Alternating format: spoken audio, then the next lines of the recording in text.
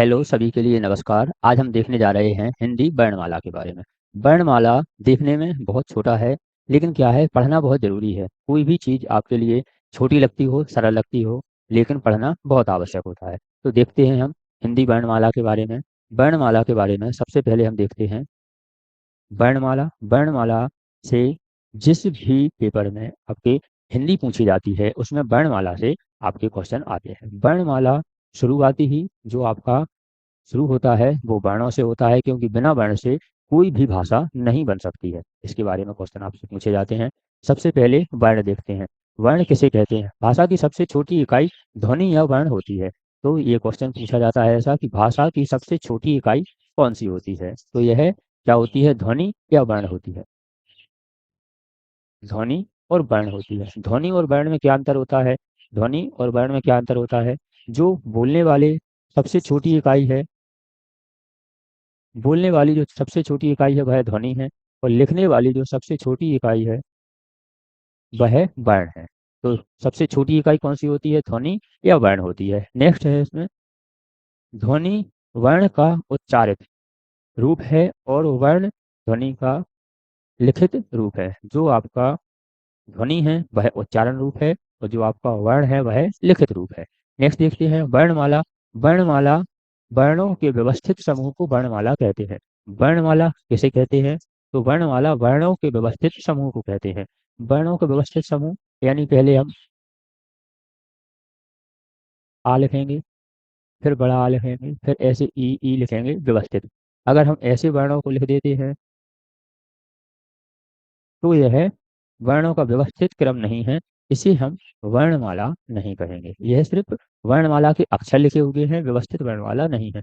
तो व्यवस्थित समूह को क्या कहते हैं? वर्णमाला कहते हैं। क्वेश्चन बड़ा छोटा लग रहा है, लेकिन पेपर में जब आता है तो यह आपके नंबर दे भी सकता है और नंबर काट भी सकता है।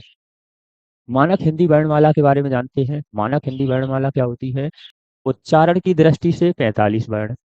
बिल्कुल ध्यान से देखिएगा, क्योंकि हमने बताया कि जो टॉपिक सरल लगता है, कम से कम वहाँ से तो हमारे जो भी प्रश्न हैं वो गलत ना हो, हमारे नंबर ना कटें।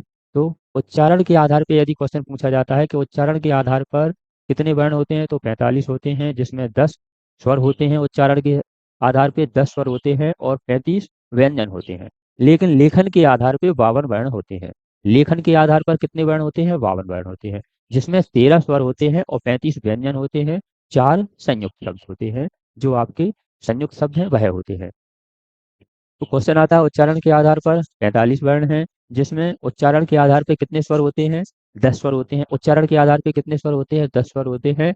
और उच्चारण के आधार पे 33 व्यंजन होते हैं। लेखन के आधार पर 52 वर्ण होते हैं। लेखन के आधार पर 52 वर्ण होते हैं, जिसमें 13 स्वर होते हैं, 35 व्यंजन और 4 आपके संयुक्त व्यंजन होते हैं। यह बार बार क्यों कह रहे हैं? क्योंकि हमने आपको बताया कि जो सरल टॉपिक होता है उसमें से आपने नंबर नहीं काटना है। स्वर आ से लेके आपका अंग अहाँ तक होता है। यह ये लेखन की दृष्टि से अलग है और उच्चारण की दृष्टि दृष्टि से अलग है। तो कुल 13 प्लस 3, लेखन की दृष्टि से 13 हो गए। व्यंजन का वर्ण आपका, जो आपका व्यंजन है वह कौन कौन से होते हैं? ऊपर स्वर होते हैं, स्वर सभी को पता है, जिसमें से मात्राएं लगती हैं वह स्वर होते हैं। और व्यंजन नीचे दिए गए हैं। का वर्ण होता है, चा वर्ण होता है, टा वर्ण। इसे भी आप क्रम से यदि याद कर लें तो अच्छा रहेगा। वैसे तो क्रम से सभी को रहता है, लेकिन क्रम से याद करना जरूरी होता है। नेक्स्ट है आपका, कुल कितने हो गए? 33 उसके हिसाब से हो गए, और 35 आपके लिखने की दृष्टि से हो गए। संयुक्त वर्ण आपके, संयुक्त वर्ण कौन से होते हैं? यह 4 संयुक्त वर्ण होते हैं। जो 4 संयुक्त वर्ण हैं वह भी आपके लिए पता होना चाहिए कि किस किस से मिलकर बने होते हैं। दो प्रकार से इससे क्वेश्चन आता है, यह संयुक्त वर्ण से दो प्रकार से कैसे कैसे आता है। सबसे पहले तो पूछा जाता है कि यह जो आपकी डिक्शनरी है उसमें कहाँ मिलेगा। जैसे आपका यह श्री है, यदि हम श्री के लिए डिक्शनरी में ढूंढेंगे तो यह डिक्शनरी में किसके बाद आएगा? तो यह जो सा है, सा के पास रहेगा, क्योंकि सा और रा से मिलके बना है, तो डिक्शनरी में कहाँ मिलेगा? सा पर मिलेगा। तो ऐसे ही इन सबका पूछा जाता है। यह का और सा से बनता है। तेरा आपका ता और रा से बनता है। ज्या आपका जा और यहाँ से बनता है। यह ज्या होता है। ज्या होता है, ज्या आपका जा और यहाँ से बनता है। ज्या उच्चारण इसका हो गया है, लेकिन सही उच्चारण ज्या होता है, क्योंकि यह जा और यहाँ से बनता है, इसीलिए इसे ज्या कहते हैं। नेक्स्ट आपका देखते हैं, यह कुल कितने हैं, 4 हैं। नेक्स्ट है स्वर। स्वर आपके अभी हमने देखा स्वर के बारे में, और देखते हैं स्वर स्वतंत्र रूप से बोले जाने वाले वर्ण स्वर कहलाते हैं। जो स्वर है आपका, तो स्वर जो स्वतंत्र रूप से बोले जाते हैं उन्हें स्वर कहते हैं। स्वर स्वतंत्र रूप से जो व्यंजन होते हैं वह स्वतंत्र रूप से नहीं बोले जाते। सभी व्यंजनों में, कौन से सभी व्यंजनों में आ स्वर लगा होता है। जैसे हम शुरू में ही देखते हैं, हमारा का होता है, तो का जो रहता है यह आधा होता है, इसमें आ आपका स्वर लगा होता है। सही उच्चारण आपका यह होता है जो हम का बोलते हैं। ऐसे ही खा, ऐसे ही सभी में लगा होता है। तो स्वतंत्र रूप से बोलने वाले शब्द स्वर कहलाते हैं। परंपरा के रूप से इनकी संख्या 13 मानी गई है। उच्चारण की दृष्टि से यह 10 मानी गई है। 10 कौन कौन सी मानी गई है? आ इ ई उ ऊ ए ऐ ओ आ, ये मानी गई है। इसमें ऊपर भी बताया था, जो आपका अनुनासिक है दोनों अंग अहा, और आपका जो ऋषि है यह अलग है, तो यह 10 मानी गई है। आगे देखते हैं स्वरों का वर्गीकरण, देखते हैं स्वरों का वर्गीकरण यदि हम करते हैं तो यह आपका रहा स्वरों का वर्गीकरण। स्वरों का वर्गीकरण आगे देखते हैं। स्वरों का वर्गीकरण मात्रा, उच्चारण, काल के आधार पर स्वरों का वर्गीकरण। मात्रा, उच्चारण और काल के आधार पर स्वरों का वर्गीकरण देखते हैं हम। हास्य स्वर होते हैं जिनके उच्चारण में कम समय लगता है, एक मात्र का समय लगता है, वह आपके हास्य होते हैं। ये है छोटे अक्षर आ ई उ होते हैं। इसके बाद होते हैं दीर्घ। दीर्घ में क्या होता है, जिसमें हमें ज्यादा समय लगता है। दीर्घ, दीर्घ यानी जिसमें ज्यादा समय लगता है। हास्य, दीर्घ और कौन से होते हैं आपके लुप्त होते हैं। जिनके उच्चारण में हास्य स्वर से अधिक समय लगता है उसे हम दीर्घ स्वर कहते हैं। जैसे आ ई उ ए ऐ ओ आ और औ। तो इसके उच्चारण में हमें ज्यादा समय लगता है, इसीलिए इसे दीर्घ कहते हैं। दीर्घ यानी लंबा या दूर। लुप्त कौन से होते हैं, इनके उच्चारण में दीर्घ से भी अधिक समय लगता है। जैसे जैसे यदि हम देखते हैं किसी को पुकारने या नाटक के संवाद में, किसी को पुकारने या नाटक के संवाद में आपने देखा होगा ऐसे बुलाते हैं, जैसे रा, ऐसे बुलाया जाता है। तो जो बीच का समय रा और माँ के बीच का जो समय है, रा, जो बीच का समय है उन्हें लुप्त स्वर कहते हैं। जैसे रा और ये बीच के समय है माँ। नेक्स्ट देखते हैं, नेक्स्ट आपका रहा जीव के प्रयोग के आधार पर। जीव के प्रयोग के आधार पर कौन कौन से होते हैं, अग्र स्वर होते हैं और मध्य स्वर होते हैं। जिन स्वरों के उच्चारण में जीभ का अग्रभाग काम करता है उसे अग्र स्वर कहते हैं। यह पूरे जो आपका स्वर है, व्यंजन है, जो वर्णमाला का पार्ट है, यह पेपर की दृष्टि से अति महत्वपूर्ण है। हमने बताया यह सरल लगता है, लेकिन कोई भी सरल और कठिन नहीं होता है। जो हमें याद होता है वह सरल लगता है, और जो हमें याद नहीं होता, जो हमने नहीं पढ़ा होता है, वह कठिन लगता है। एक ही कारण है, हमारी प्रैक्टिस और हमारी मेहनत से कोई भी सब्जेक्ट हो, कोई भी टॉपिक हो, वह सरल लगने लगता है। तो आगे देखते हैं, तो अग्रभाग काम करता है जैसे ई ई ए आई। मध्य स्वर कौन से होते हैं, जिन स्वरों के उच्चारण में जीभ का मध्य भाग काम करता है आ, उसे मध्य स्वर कहते हैं। पश्च स्वर, पश्च स्वर जिन स्वरों के उच्चारण में जीभ का पश्च भाग काम करता है उसे पश्च स्वर कहते हैं। आ उ ए ओ अंग। आप इसे एक बार यदि ध्यान से पढ़ेंगे तो आपको याद हो जाएगा, क्योंकि जो वर्णमाला की व्यवस्था की गई है वह जीव के द्वारा, जो उच्चारण है मुख्य द्वारा, उसके हिसाब से की गई है। अब ध्यान से पढ़ेंगे तो यह आपको ज़्यादा कठिन नहीं है। मुख्य, मुख्य क्या है, जो मुख्य विवर के खुलने के आधार पर इसका वर्गीकरण है। विवर्त, विवर्त जिन स्वरों के उच्चारण में मुख्य द्वार पूरा खुलता है उसे विवर्त कहते हैं। यदि पेपर में पूछा जाता है विवर्त क्या होता है, तो विवर्त क्या होता है, जिन स्वरों के उच्चारण में मुख्य द्वार पूरा खुलता है उसे विवर्त कहते हैं। जैसे आ में पूरा खुल जाता है, तो यह रहा। नेक्स्ट देखते हैं, नेक्स्ट है आपका अर्धविवर्त। अर्धविवर्त क्या होता है, जिन स्वरों के उच्चारण में मुख्य द्वार आधा खुलता है उसे अर्धविवर्त कहते हैं। जैसे आ ए ओ, यह कौन से हैं आपके अर्धविवर्त शब्द हैं। नेक्स्ट है आपके अर्ध संवृत। अर्धसंवृत जिन स्वरों के उच्चारण में मुख्य द्वार आधा बंद रहता है, जैसे ए और ओ। संवृत, संवृत कौन से होते हैं? जिन स्वरों के उच्चारण में मुख्य द्वार लगभग बंद रहता है, बंद सा रहता है, बंद रहेगा तो बोलेंगे कैसे, बंद सा रहता है, बंद रहता है, उसे संवर्त कहते हैं। ई उ और उ। तो वर्ण आपकी वर्णमाला है, वह वर्णमाला जो आपका मुख है वहाँ कैसे कैसे शब्द निकलते हैं उससे क्या कहते हैं। यानी गले से निकलता है, कंठ ध्वनियाँ हैं, ऊर्धन मूर्धन है, दंत हैं, औष्ठ हैं, ये सब ध्वनियाँ बहुत जरूरी हैं, क्योंकि ये सब ध्वनियाँ ही सबसे पहले आपको जानकारी है लेकिन दोबारा से देखनी पड़ती है। तो सबसे पहले कंठ ध्वनि होती है। कंठ ध्वनि यानी जो गले से निकलती है, कंठ ध्वनि जो हमारे गले से यहाँ से निकलती है उसे हम कंठ ध्वनि कहते हैं। कंठ यानी गला, कंठ का मतलब होता है गला।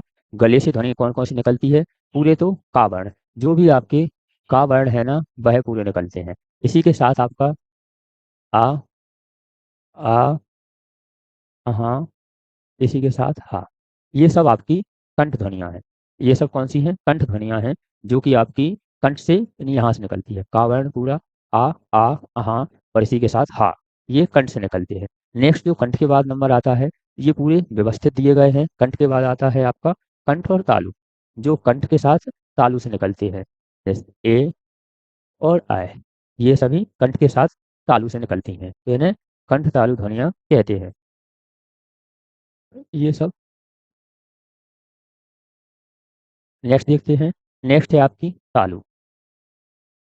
तालु ध्वनि जो आपकी यहाँ से निकलती है, ई बड़ी है, इसमें चा वर्ण है, या है और सा है। क्या है? ई है, बड़ी है, चा है, चा आपका पूरा वर्ण है, इसी के साथ या और सा है। तो ये नेक्स्ट देखते हैं।